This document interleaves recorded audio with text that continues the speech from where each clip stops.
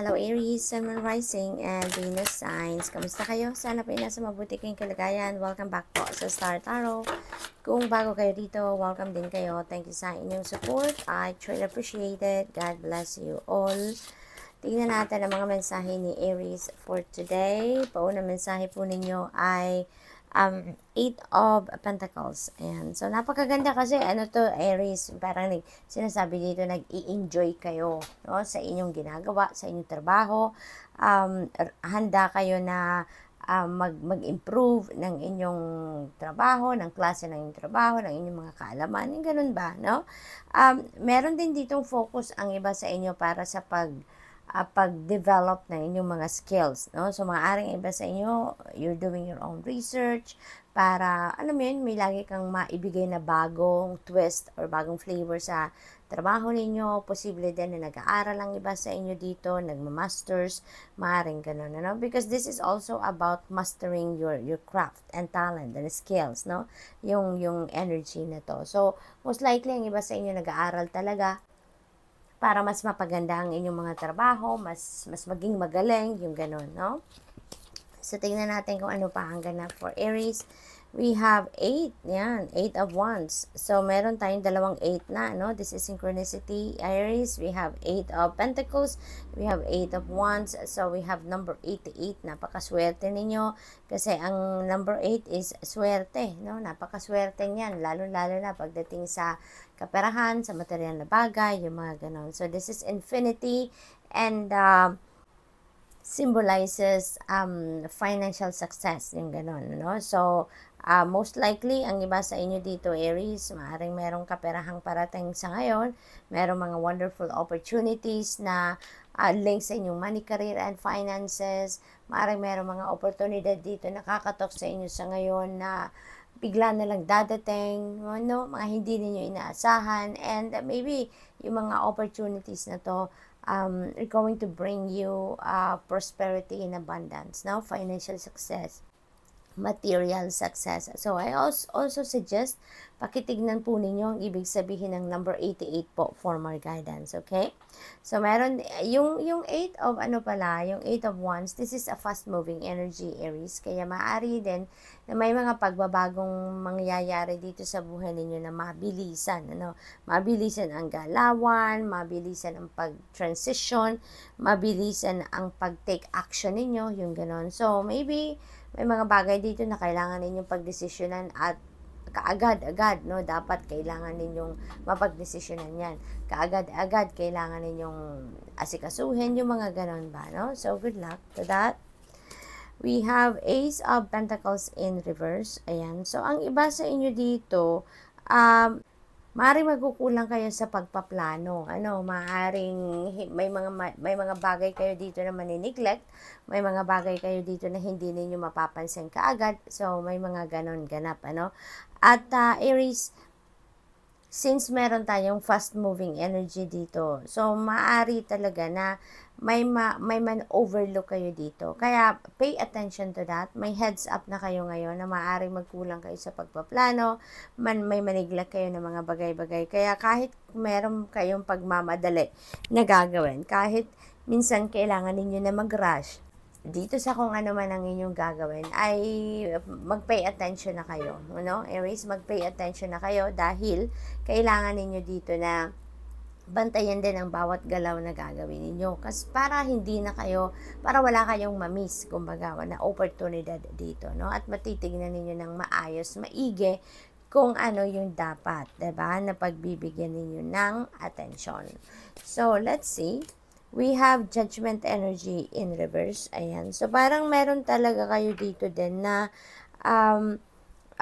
nararamdamang indecision, maaaring meron kayong kailangan pagdesisyonan, pero hindi ninyo yan napapagdesisyonan sa ngayon. So, maaari talaga din na maaaligaga ang iba sa inyo dito, maybe ma-overwhelm kayo sa mga biglaang pagbabago na mangyayari sa buhay ninyo. Ngayon, Aries? Kaya, maaaring magkaroon kayo dito ng indecision, magkaroon kayo dito ng parang nasa stagnant energy kayo dahil siguro ma-overwhelm kayo sa mga pangyayari. Kaya nga may heads up kayo dito na mag-focus pa rin kayo, no? Kahit marami kayong kailangan gawin, kahit maraming mga pagbabago ang maaaring mangyari dito, still pay attention to what you are doing, still pay attention to the things na kailangan ninyong pagtuunan ng pansin, kailangan na pagdesisyonan, para mabigyan nyo pa rin ng oras ang mga yan, okay? So, what else? Kasi parang naaano kayo dito Since siguro na-overwhelm kayo or ma-overwhelm kayo, so parang nagkaroon kayo ng energy, ng parang feeling down kayo, 'di ba? So, we have 3 of Pentacles in reverse. Ayan. So, siguro din, pagdating sa trabaho, kaya kayo feeling down din dahil siguro merong hindi sumusuporta sa inyo, merong hindi nagugustuhan ng iyong trabaho, or maaaring hindi nag-a-agree ang mga tao sa paligid ninyo, kaya hindi rin kayo tinutulungan or hindi kayo sinusuportahan sa mga ginagawa ninyo. So, maybe ganun ang sitwasyon dito. But, you know what to do, no? Pakinggan nyo lang lagi ang inyong intuition and you will figure out kung ano yung tamang gagawin ninyo dito sa mga ganitong sitwasyon, okay? So, good luck, and that's all I have for you for today. Thank you for watching. Love and light. Namaste. Hello, Leo, Sun, Moon, Rising, and Venus signs. Kamusta kayo? Sana po'y nasa mabuti kayong kalagayan. Welcome back po sa Star Tarot. Kung bago kayo dito, welcome din kayo. Thank you sa inyong support. I truly appreciate it. God bless you all. Leo, paunang mensahe ninyo ay the Chariot energy in reverse. So, you are lacking direction sa ngayon, Aries. Maaaring ang pakiramdam ninyo siguro ngayon is either confused kayo or meron kayong indecisiveness, or maybe hindi ninyo ngayon na-figure out pa what are the things that you need to do best, no? Kaya meron kayong lack of direction. But you know what, Leo, makakatulong sa inyo dito if you are going to listen and tune into your intuition, dahil yung intuition naman natin, laging yan ang nagbibigay sa atin ng signal kung ano ang best para sa atin. That is always going to lead us to where we need to be, yung mga ganon ba, no, Leo? Kaya yun na lang ang isipin ninyo, yun na lang ang gawin ninyo, okay? So, we also have King of Cups. Ayan, dito naman sa King of Cups, sinasabi dito na maybe, you're going to be very sensitive, very intuitive, compassionate, yung mga ganon at this time, okay? But since this is in reverse, Leo, so most likely, kung ano man yung siguro yung napipick up ninyo ng mga mensahe from your intuition, or kung ano man yung mga kutob ninyo, siguro hindi ninyo yan pinaniniwalaan, siguro nagda-doubt kayo sa mga kutob ninyo, at siguro hindi ninyo sinusunod or ginagawa kung ano man yung nararamdaman ninyong, napipick up ninyong gabay sa inyo, no? So, posibleng ganun ang ganap. Kasi, maaari din na meron emotional turbulence, emotional turmoil dito na nararamdaman ng iba sa inyo, Leo. Kaya nagdududa kayo sa mga nararamdaman ninyo. So, we have 7 of Cups in reverse. Ayan. So, most likely, ang iba sa inyo dito, no, wala talagang, since meron tayong lack of direction dito din, no? Meron kayong lack of purpose, lack of clarity, yung magulo siguro ang isip ninyo sa ngayon. Siguro, hindi ninyo ma-figure out ngayon kung ano talaga yung pupuntahan ninyo, ano talaga ang gagawin ninyo, no? Maaring merong mga options, may mga choices dito na kinakaharap ang iba sa inyo, kailangan ninyong pagdesisyonan, pero since hindi ninyo malaman ngayon kung ano ang best na gawin ninyo, so it's either ma-miss ninyo ang mga opportunities na to, maaaring isasantabi nyo na lang ito, no, dahil nga hindi ninyo mapagdesisyonan. So, posibleng ganun ang maganap dito for some of you. We have 3 of Pentacles. Ayan. So, this is good. This is good kasi merong tutulong sa inyo dito, Leo, no? Maaaring hihingi kayo ng tulong sa iba dito, kaya merong tutulong sa inyo, or maaaring merong nakakapansin sa inyo dito na naguguluhan kayo, na medyo hindi kayo nagkakaroon ng clear direction sa isip ninyo, kaya siguro merong lalapit at mag-i-initiate ng tulong sa inyo para magabayan kayo. So, posibleng ganun ang ganap dito, no? Maaari din na sa trabaho to, sitwasyon, pamilya, or personal ninyong usapin ito or personal affairs dito na magkakaroon kayo ng suporta, no, from the people around you. So, meron dito sigurong maawa sa inyo na gusto ka na lang tulungan dahil nakikitang nalilito ka, dahil nakikitang naguguluhan ka, no? For others of you din, maaring meron kayo ditong recognition na makukuha from trabaho, no? Maaaring meron kayo ditong job well done recently at maaaring ngayon ma-recognize yan na ginawa ninyo, makilala ng boss ninyo, ng supervisor ninyo, ng employer ninyo, at maaaring mabigyan kayo ng recognition dito. And that could be the start, no, ng paganda ng inyong pakiramdam. That would be the start of paganda ng inyong disposition sa buhay, 'di ba? Kasi maaaring mag-start kayo dito na ma-inspire kayo with that recognition. So, we also have judgment energy. So, may kailangan kayong pagdesisyonan sa ngayon. That could be linked to a situation in the past. Maaring meron ditong, maaring meron itong kinalaman sa inyong mga nakaraan, posibleng ganon, at kailangan ninyong harapin ito sa ngayon. Kasi maaring kung ano man ang issue dito, Leo, parang siguro in the past, ini-ignore nyo lang to, hinahayaan nyo lang to na lumipas, hinahayaan nyo lang siguro ito na mag-fade away na lang. Pero because maybe you never learn pa rin kung ano yung ano dito, you never learn pa rin kung ano yung lesson dito na kailangan ninyong matutunan, kaya balik ng balik ito sa inyo, no? Yung parang meron kayong karmic debt pa. Kaya ngayon, iniimbitahan kayo dito na tignan nyo na, consider it, consider solving it, or consider addressing it para nang sa gayon matapos ng connection ninyo dito sa kung ano man ang sitwasyon na to, so that it won't come back anymore in the future, no, Leo? So, good luck, and that's all I have for you for today. Thank you for watching. Love and light. Namaste. Hello, Sagittarius, Sun, Moon, Rising, and Venus signs. Kamusta kayo? Sana po nasa mabuti kayong kalagayan. Welcome back po sa Star Tarot. Kung bago kayo dito, welcome din kayo. Thank you sa inyong support. I truly appreciate it. God bless you all. Tignan natin ang mga mensahe ni Sag. Sagittarius, we have 7 of Swords. Ayan. So, dito naman, this is an energy of liar, cheater, and stealer. Meron dito maaaring mga low vibration people around you, maaaring mga manloloko, mambubudol, sinungaling, mga dishonest, no?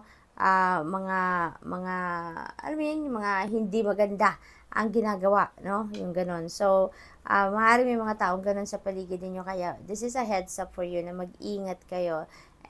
Extra careful kayo sa pakikipag-usap sa mga tao, maging mapagmatsyag kayo, at saka mag-ingat kayo sa mga bagay, impormasyon na mga isi-share ninyo sa mga taong ito. Okay, Sag? Dahil you don't know kung anong mga pwedeng gawin ng iba sa inyo dito. Maaaring ang iba sa inyo dito na pagsinungalingan na lately, no? Kaya maaaring may hangover pa kayo dyan sa kasinungalingang ginawa ng ibang tao sa inyo. Okay? So, mag-iingat kayo sa mga impormasyon na isi-share ninyo sa ibang tao. Okay? So, we have Page of Cups. May magandang dito, balita na matatanggap kayo. Maaaring exciting news yan regarding sa mga in-applyan ninyong trabaho or mga opportunity regarding career or relationship or business, yung mga ganon. Posible din na meron ditong bagong relationship na magsisimula, no? Para sa iba sa inyo. Posible din na ito ay mga invitation for social gatherings.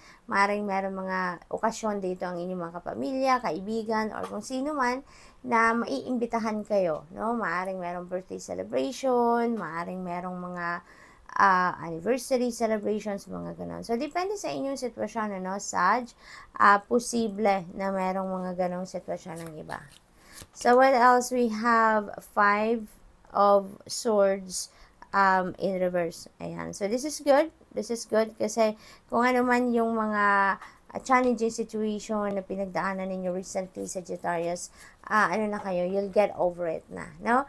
Masusolusyonan nyo na, mahahanapan nyo na yung ng solusyon ng problema, magkakaroon na kayo dito ng pag-usad muli, no? Makakapag-move forward na kayo dito at mawawala na kayo sa energy ng pagka-stuck ng dahil dito sa nagkaroon kayo ng argument with someone, nagkaroon kayo ng hindi pagkakaintindihan with another person, yung mga ganon, no?